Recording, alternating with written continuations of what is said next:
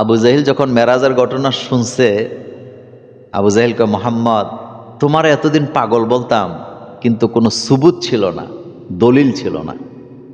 কিন্তু আজকে তুমি যেই কথা বলতেছ, কোথায় মক্কা কোথায় জেরুজালেম, 13 দিনের রাস্তা, আবার প্রথম আকাশ দ্বিতীয় আকাশ সিদরাতুল মুনতাহা পর্যন্ত তুমি গেছ। আচ্ছা, এই ঘটনা যে তুমি বলতেছ, তোমার সবচেয়ে কাছের যেই লোকটা আবু বকর সিদ্দিককে আমি ঘটনাটা শোনাই, দেখি তোমার কথা বিশ্বাস করে কিনা। রাসূল করিম সাল্লাল্লাহু আলাইহি ওয়াসাল্লাম তিনি শেষ নবী। পৃথিবীতে অন্য কোনো নবীকে আল্লাহ মেরাজে নেন নাই। শুধুমাত্র আপনার আমার নবী মুহাম্মদ সাল্লাল্লাহু আলাইহি ওয়াসাল্লামকেই আল্লাহ পাক মেরাজ করাইছেন। আর এই মেরাজটি এটা স্বাভাবিক কোনো ঘটনা না।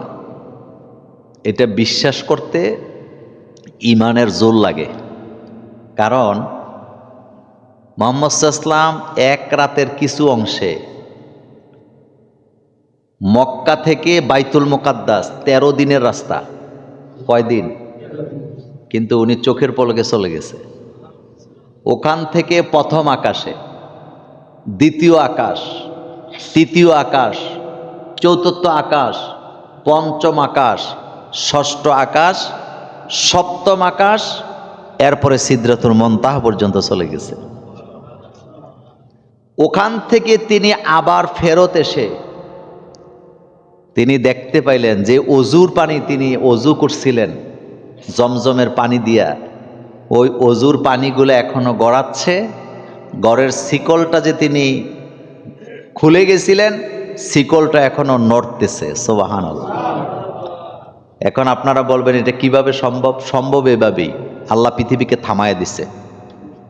পৃথিবীর গতিকে আল্লাহ কি করছেন? এখানে থেমে থাকো, নড়াচড়া নাই, যেভাবে আসো সেভাবে থাকো। পৃথিবীকে গতিশীল করছেন কে? তো গতি থামাবার ক্ষমতা কার?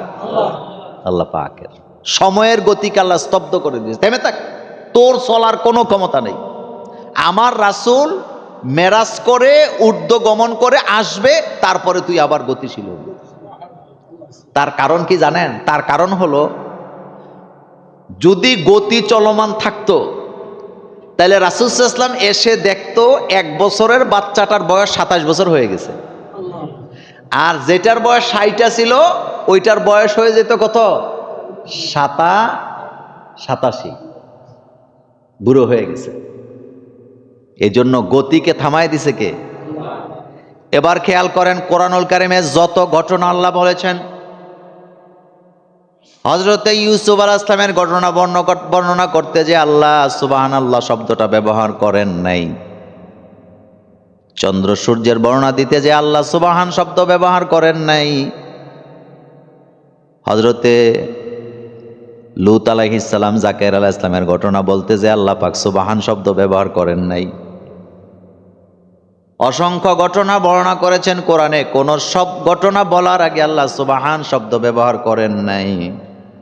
শুধুমাত্র মেরাজের ঘটনার বেলায় আল্লাহ বললেন সুবহানাল্লাযী আসরা বিআবদিহি লাইলাম মিনাল মাসজিদিল হারামি ইলাল মাসজিদিল আকসা।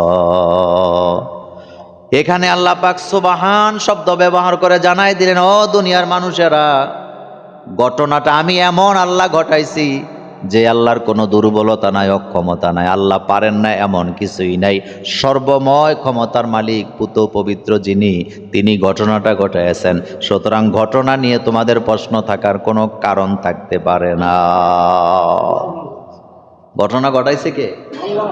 আল্লাহ। কিন্তু তোমাদের মাথায় এটা ঢুকবে না। আল্লাহ রাসূল যখন মেরাজের ঘটনা বর্ণনা করতেছিলেন, আবু জাহিল হাজির হয়েছে।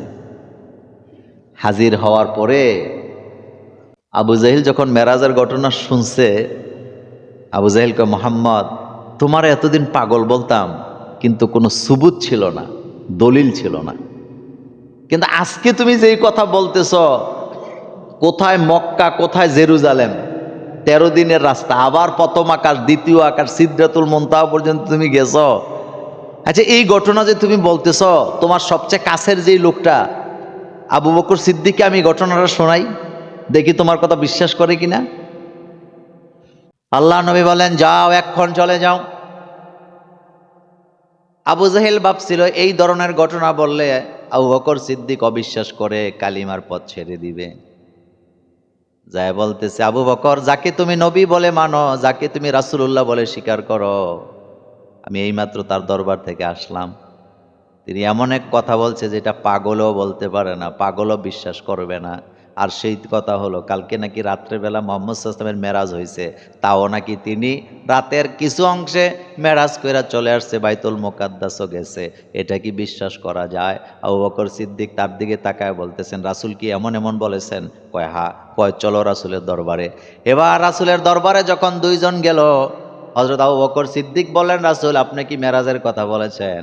রাসূল কয় হ্যাঁ আমি বলেছি। এবার হযরত আবু বকর বললেন, সাদ্দাকতা ইয়া রাসূলুল্লাহ, আপনি যা বলেছেন সত্য বলেছেন। মোমেন কখনো কি কেন এই ধরনের শব্দ ব্যবহার করে না। মোমেনকে আল্লাহ পাক যেভাবে অর্ডার করে সেভাবে মাথা নত করে। আল্লাহু আকবার। মোমেন কখনো কি কি কেন এই ধরনের শব্দ, আল্লাহ বলছে ফজরের নামাজ পড়তে হবে সূর্য উঠার আগে, মোমেন কখনো প্রশ্ন করে না কেন হবে কি হবে। জোহরের নামাজ পড়তে হবে সূর্য হেলে যাওয়ার পরে, মোমেন কখনো প্রশ্ন করে না কেন হবে। আল্লাহ বলছে কোরবানি করো, কেন কোনো শব্দ মোমেন ব্যবহার করে না।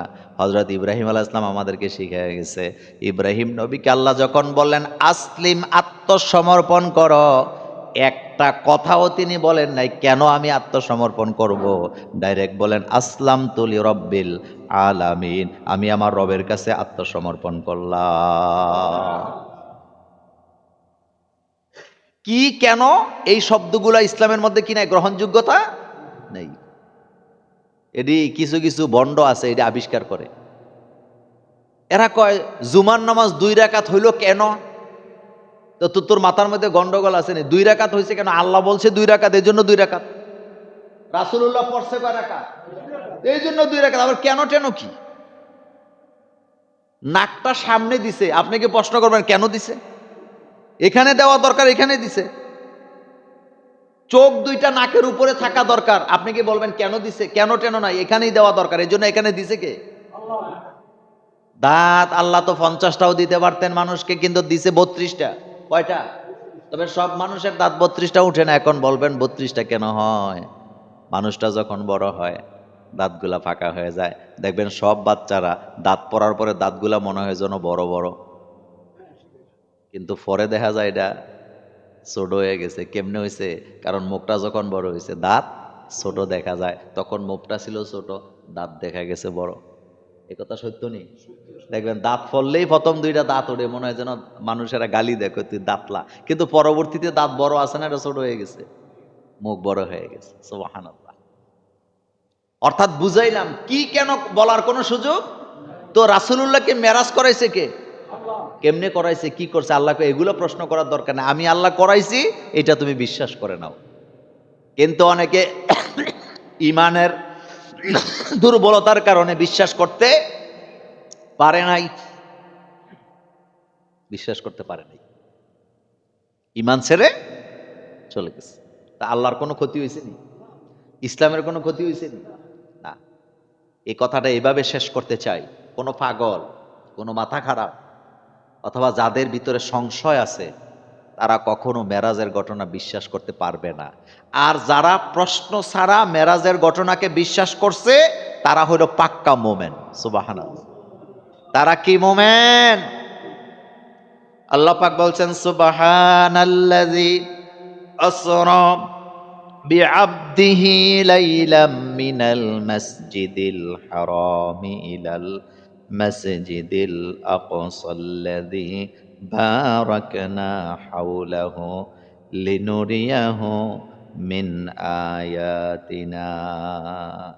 আল্লাহ পাক বলেন তিনি পুত পবিত্র, সুবহান, তিনি পুত পবিত্র, দুর্বলতা ক্ষমতা মুক্ত। আল্লাযী, যিনি আসরা ভ্রমণ করিয়াছেন, বিআবদিহি তার গোলামকে, তার বান্দাকে, তার মানে রাসূলুল্লাহকে, লাইলাম মিনাল মাসজিদিল হারাম, মসজিদে হারাম থেকে, ইলাল মাসজিদিল আকসা, মসজিদ আকসা পর্যন্ত, আল্লাযী, যিনি বারাকনা হাওলাহু, এই মেরাজকে বরকতময় করেছেন।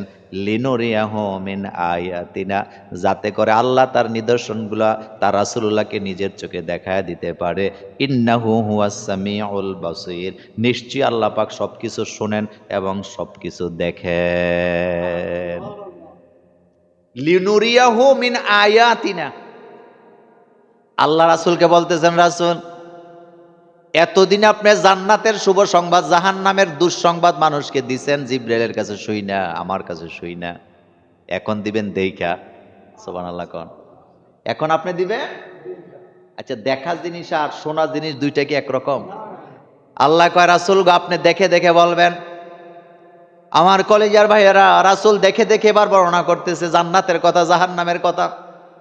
আল্লাহ কয়, রাসূল গো আপনাকে আমি দেখায় দেব, আপনি দেখে দেখে বলবেন। কবি কি সুন্দর করে বলেছেন, শানিদা গায়ে বুয়াদ মানেন দে দিদা, শানিদা গায়ে বুয়াদ মানেন দে দিদা, তোরা দিদা ও ইউসুফরা শানিদা। শোনা কথা আর দেখা কথা দুইটা একরকম না। আপনি যেটা শুনছেন এটা অসম্পূর্ণ, পরিপূর্ণ না, আপনি পরিপূর্ণ বর্ণনা দিতে পারবেন না। কিন্তু আপনি যেটা দেখছেন এটার মধ্যে, বর্ণনার মধ্যে নিখুঁত, এটার মধ্যে ভুল হওয়ার কোনো সম্ভাবনা। তিন অন্ধ, কয় অন্ধ? তিন অন্ধের শখ জাগ যে হাতি দেখবে। তো দেখবো কি দিয়ে? আসল যন্ত্রই তো নাই, যেটা দিয়ে দেখে এটা আসেনি, এটার নাম কি? তো চোখ আসেনি, নাই, কিন্তু দেখবে, হাতি দেখবে। তিন অন্ধ বন্ধু, তিনজন গেছে হাতি দেখার জন্য। তো হাতি তো চোখ দিয়ে আর দেখতে পারতেছে না, এখন দেখবো কিভাবে? হাত দিয়া অনুমান করবে জিনিসটা কি। হাতি টাতি দেখছে, খুব ভালোভাবে দেখছে, মানে হাতে যতটুকু দেখা যায়, চোখে দেখে নেই। দেখা বাড়িতে গেছে, যায় একজন আরেকজনের সাথে কথা বলতেছে, তিনজন। এক বন্ধু বলতেছে, হাতি তো দেখলি, কেমন দেখলি রে? তো অন্ধের মধ্যে একজন বলতেছে, এতদিন শুনছি হাতি নাকি এইরকম এইরকম, এইটি সব ভুল। আমি একেবারে সুন্দর করে ধরে টরে ঘুইসা মাইজা দেখলাম, আসলে লোকেরা কি বলতো, আমি তো দেখলাম হাতি একটা পিলারের মতো। দ্বিতীয় কানায় কয়, অন্ধ বলতেছে, বেটা তুই ঘোড়ার ডিম দেখছ, তোর চেয়ে আরো বেশি আমি একেবারে দুই হাতে ডইলা ডইলা দেখছি। লোকেরা তো বলে হাতি এমন তো তেমন, আমি তো যা দেখলাম হাতি তো একটা দড়ির মতো, দড়ির মতো পেঁচানো রশি, কাশি যেটারে কয়। তৃতীয় জন কয়, তোদের দুইজনের একজনেরটা হইছে না বেটা, আমি একেবারে ডইল্লা ডইল্লা গৈসা গৈসা এই পিঠ ওই পিঠ দেখছি বেটা। লোকেরা তো বলছে হাতি এরকম তো সেরকম, আমি তো দেখলাম হাতি একটা কুলার মতো। কুলা চেনেন? দাম ঝাড়ে যে, আপনারা কি বলেন? আচ্ছা বলেন তো, কাঠটা ঠিক হইছে? কথা কয় না, কাঠটা ঠিক হইছে? যেতে কইছে পিলারের মতো, হেতে মূলত ধরছে পায়ের মধ্যে। কোন জায়গায় ধরছে? এই জন্য কয় এটা পিলারের মতো। যেতে কইছে রশির মতো, হেতে ধরছে ছুরির মধ্যে, নাকের মধ্যে। নাকটা এরকম না হাতির? তো যেতে বলছে যে কুলার মতো, আসলে কান ধরছে। কি ধরছে? কান ধরছে। কথাটা কেন বলছি? না দেখলে আপনি কখনো পারফেক্ট বর্ণনা দিতে পারবেন না। রাসূলুল্লাহ বর্ণনা দিতে পারবেন পারফেক্ট, কিন্তু এরপরও আল্লাহ বললেন লিনুরিয়াহু মিন আয়াতিনা, নবী আমি আপনাকে মেরাজে এনে জান্নাত জাহান্নাম দেখায় দিলাম, যাতে আপনার উম্মতকে আপনি প্র্যাকটিক্যালি বুঝাই দিতে পারেন। জুমুর একটা মাদ্রাসা হয়েছে, কুমিল্লা জামিয়া দারুল হুদা কমপ্লেক্স, কিন্তু কোন ব্যক্তি দূর থেকে শুনলে বলতেও পারবে না এটা কোন জায়গায় হয়েছে, লোকেশনটা কি কেমন বলতে পারবে না। কিন্তু উনি যদি আয়শা দেখে বলতে পারবে এটা তো মেন রাস্তার পাশেই, ভিতরে যাওয়া লাগে না, এরকম এরকম, এদিক দিয়ে একটা রাস্তা চলে গেছে, এদিকে এইভাবে করে রাস্তাটা চলে গেছে। দেখা জিনিসের বর্ণনা ভালোভাবে দেওয়া যায় নাকি যায় না? এই জন্য আল্লাহ পাক বলছে লিনুরিয়াহু মিন আয়াতিনা।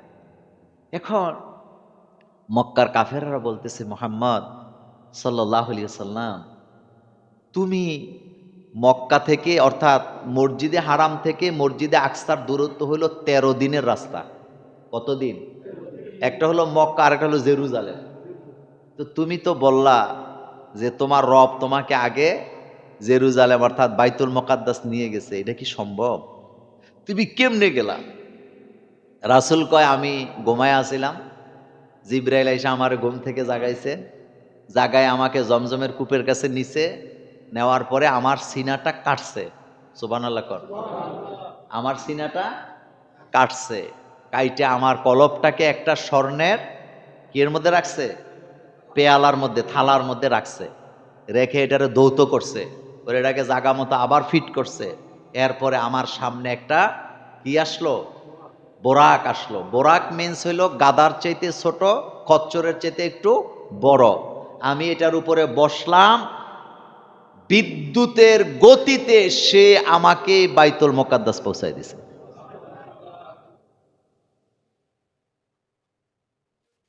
এবার কয় আর কোন সবুত আছে নি? কয় আছে। কয় কি?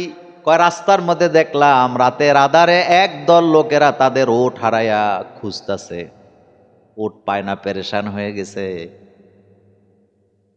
আমি তাদেরকে ওটের সন্ধান দিয়ে গেছি।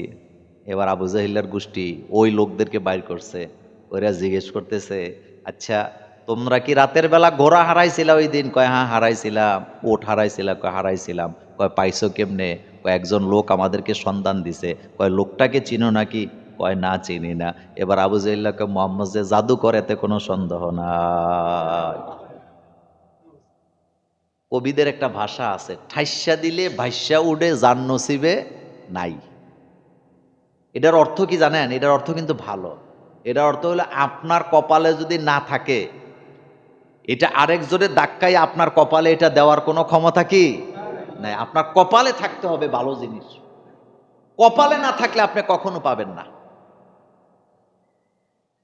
যতই চেষ্টা করুক, মানুষে চেষ্টা করুক, লাভ হবে না। আপনার কপালে থাকতে, আর কপালে যদি থাকে কোনো না কোনো ওয়েতে আপনি জিনিসের মালিক হয়ে যাবেন। আবু জাহেলের কপালে কি নাই? হেদায়েত নাই। যার কারণে কয় তুমি তো জাদুঘর। তো জাদুঘর হলো কেমনে? তারা তো সাক্ষী দিল যে আমাদেরকে একটা লোক আমাদের ওটটা কি সন্ধান দিছে রাতের বেলা। সুবহানাল্লাহ। আমার কলেজার ভাইয়েরা, আল্লাহর নবী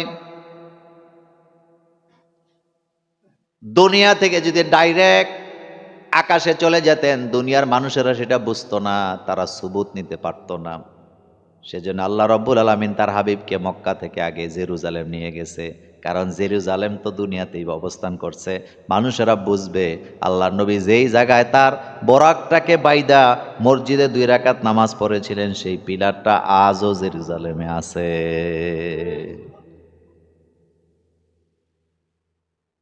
তখনকার সময় মসজিদে আকসার যিনি ইমাম ছিলেন, মুয়াজ্জিন ছিলেন, তিনি সাক্ষী দিয়েছেন যে আমরা যখন সকালবেলা শবে সাদকের সময় ইবাদত করতে গেছি, আমরা যাই আমাদের কাছেই মনে হয়েছে এখানে কেউ না কেউ তার একটা বাহন কি বাইন্দা রাখছিল, এটার আলামত আমরা পেয়েছি।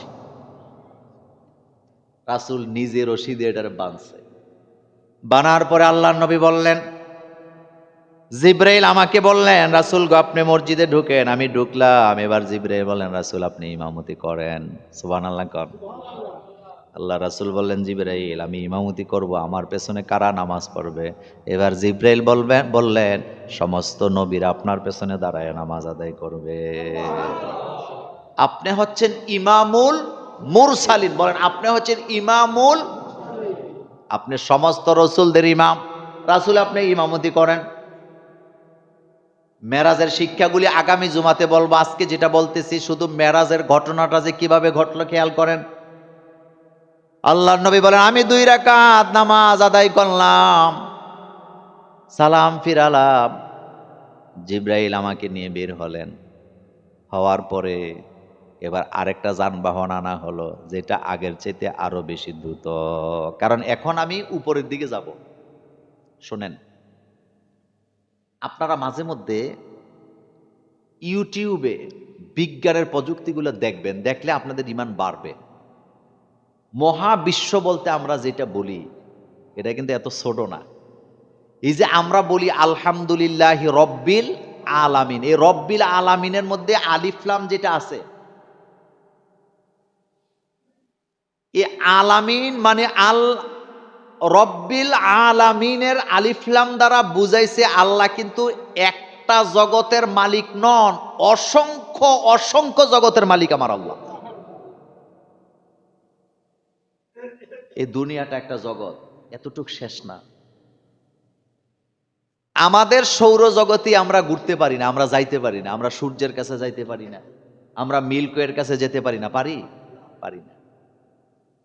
আর মহাবিশ্ব, গতকালকে আমি এই মেরাজের হাদিস পড়তে যে আমি একটা ভিডিও দেখলাম, তারা বললেন সেখানে যে মহাবিশ্বটা কত বড়। তারা বললেন যে কত বড় এটা বুঝতে হলে আপনাকে বুঝতে হবে আগে সৌরজগৎ। সৌরজগতের একটা অংশ হলো পৃথিবী, কথা ঠিক নেই? তারা বললেন যে আমরা শুধু চাঁদে যাইতে পারছি আর মঙ্গল গ্রহে যাইতে পারছি, আর কোথাও যাইতে পারছে নি, পারে নাই, সূর্যের কাছেও যেতে পারে নাই। তারা বললেন মানুষের ধারণ ক্ষমতার বাইরে হইল সৌরজগৎ, যেটাতে আমরা আছি।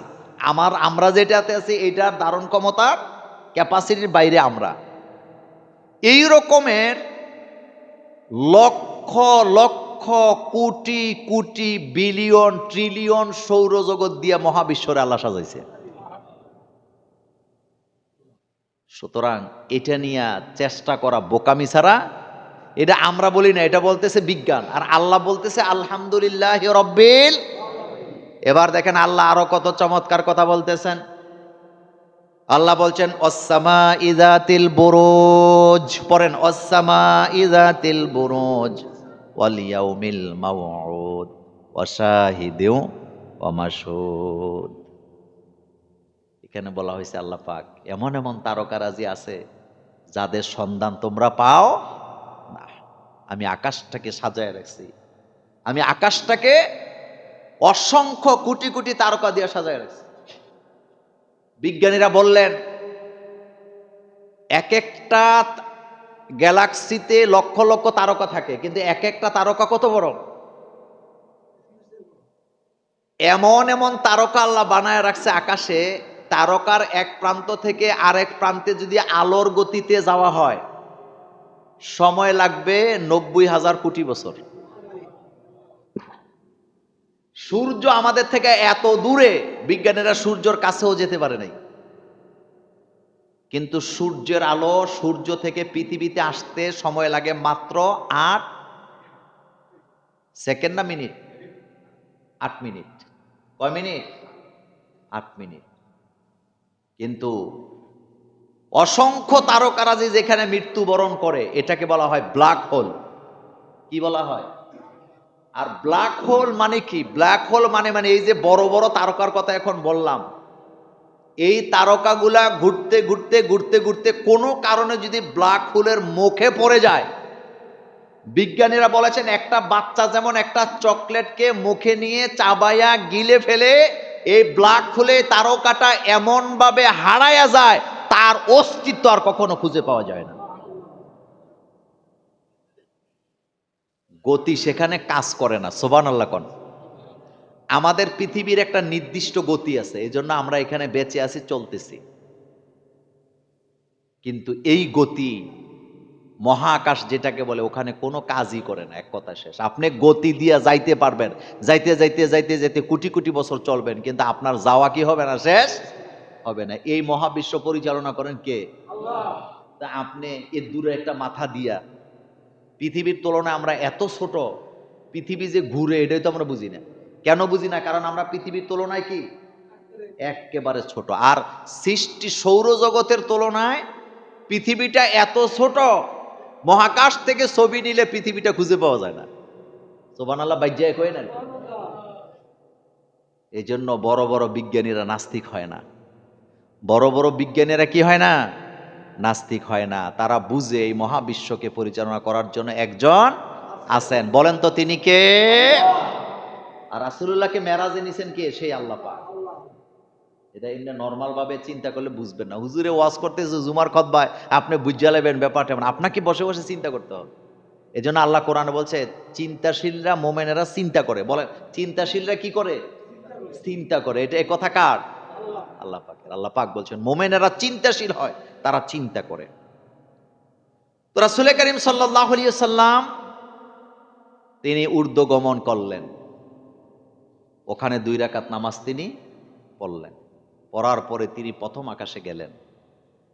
প্রথম আকাশে যাওয়ার পর দরজা বন্ধ। দরজা কি? বন্ধ। এটা হাদিস, বুখারীতে লম্বা হাদিস। পুরো হাদিসটা আজকে বলতে পারবো না, আজকে শুধু প্রথম অংশটা বলি।